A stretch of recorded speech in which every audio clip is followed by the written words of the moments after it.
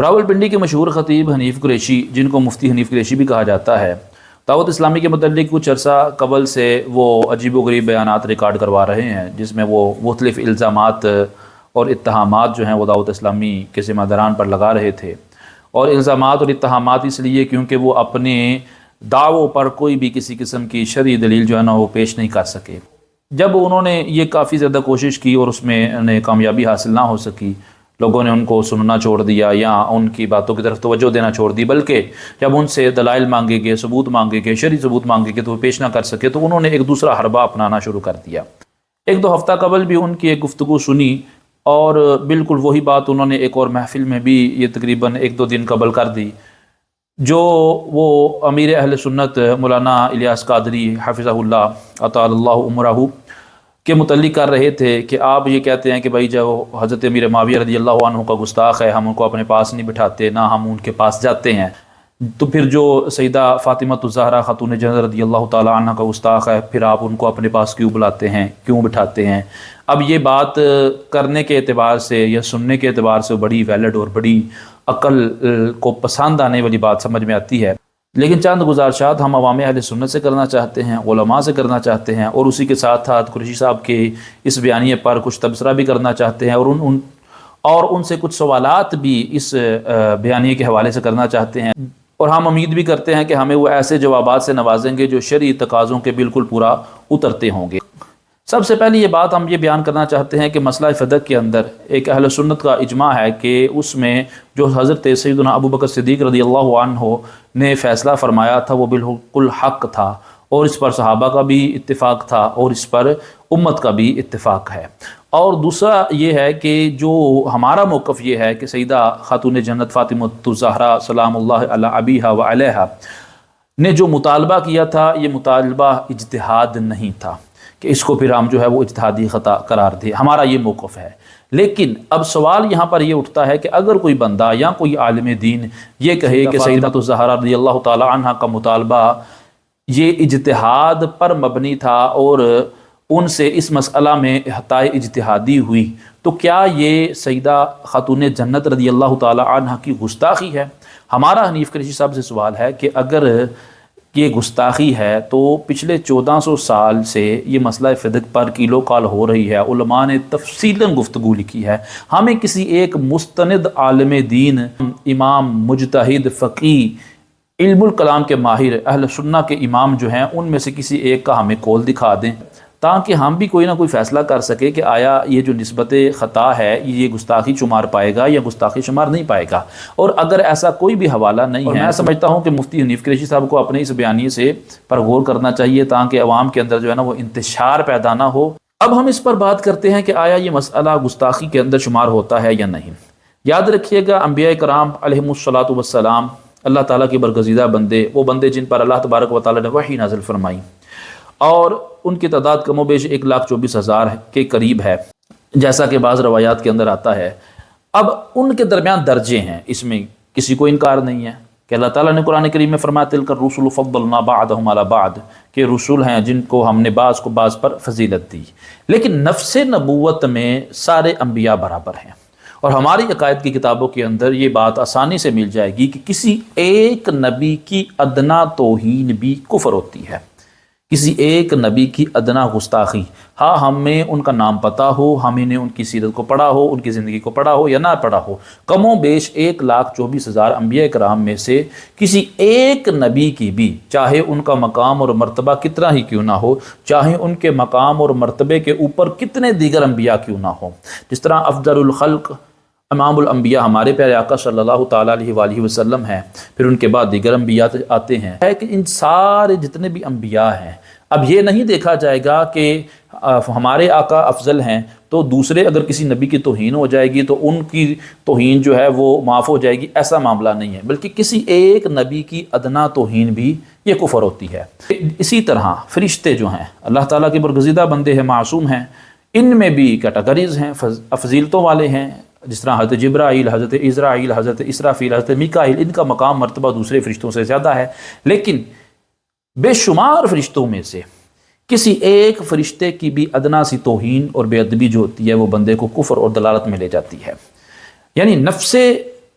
नबूवत के अंदर जिस तरह अम्बिया बराबर हैं, फ़रिश्ता होने के एतबार से सारे फ़रिश्ते बराबर हैं। अब इसी तरह हम देखते हैं सहाबियत के दर्जे को। सहाबियत के दर्जे में अफजल जो हैं वो हज़रत अबू बकर सिद्दीक़ रज़ियल्लाहु ताला अन्हु हैं, अहले सुन्नत का इजमा है। फिर हज़रत उमर फ़ारूक आज़म, फिर हज़रत उस्मान गनी, फिर हज़रत मौला अली रज़ियल्लाहु ताला अन्हुम अजमाइन। अब इनके बाद दीगर सहाबा आ जाते हैं, ठीक है, अशरा मुबशरा आ जाते हैं, अफराद अहले बैत आ जाते हैं, हसनैन करीमैन आ जाते हैं, फिर उसके बाद मुहाजिर असहाब आते हैं, फिर अंसार आते हैं, फिर फ़तह मक्का से पहले जिहाद करने वाले, फ़तह मक्का के बाद जिहाद करने वाले। अब ये यानी कैटेगरीज मौजूद हैं, लेकिन नफ्स सहाबियत में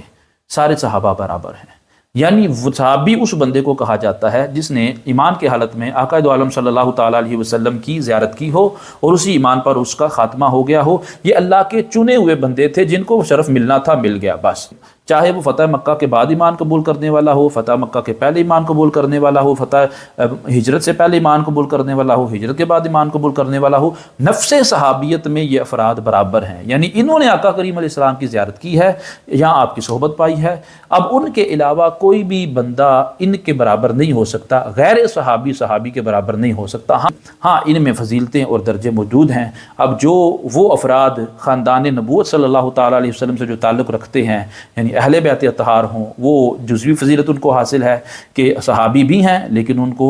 अहले बैत होने की जुज़वी फजीलत हासिल है। इसी तरह मुहाजिर को जुज़वी फजीलत हासिल है, अंसार को जुज़वी फजीलत हासिल है। यानी बयान करने का मकसद ये है कि सारे सहाबा नफ्स सहाबियत में बराबर है और किसी एक सहाबी की अदना सी तौहीन भी वो बंदे को गुमराहियत की तरफ ले जाती है, वो रफ्ज़ की तरफ लेके चली जाती है। अब यहाँ पर जो हमने दो मुकदमों के साथ तीसरे मुकदमे को भी जोड़ा और बयान करने का मकसद ये है कि हनीफ कुरैशी साहब बार बार एक बात करते हैं कि फ़लाँ ग्रोह जो है वो सैयदा फ़ातिमा ज़हरा रज़ियल्लाहु ताला अन्हा का गुस्ताख है। अब क्या गुस्ताखी की उन्होंने कि वो जनाब निस्बत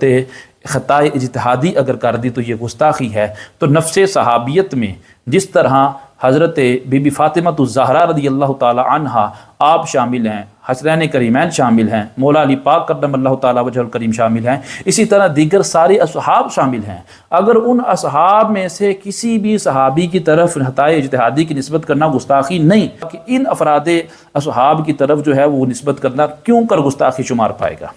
कि जब वो सहाबा इकराम के दर्जनों बल्कि सैकड़ों मसाइल देखे जाएँ जिनमें बाद सहाबा का आपस में इख्तलाफ भी रहा, फ़ुरूई मामलात में हो, सियासी मामलात में हो, दीनी मामलात में हो, वहाँ पर उलमा ने कलम चलाया, बाज़ को मुसीब कहा, बाज़ को मुख्ती कहा। तो अब वहाँ पर ख़ताए इज्तिहादी उनको शुमार किया गया, किसी को दुरुस्ती की तरफ शुमार किया गया, लेकिन गुस्ताखी किसी ने शुमार नहीं किया। तो हमारा सवाल ये है कि जब उनकी अफराद सहाबा की तरफ किसी की तरफ ख़ता की निस्बत करना गुस्ताखी नहीं, तो यहाँ पर ख़ता की निस्बत करना गुस्ताखी कैसे शुमार हो जाता है? और अगर यहाँ पर ख़ता की निस्बत करना गुस्ताखी है तो दीगर अफराद की तरफ भी फिर ख़ता की निस्बत करना ये गुस्ताखी में शुमार होना चाहिए।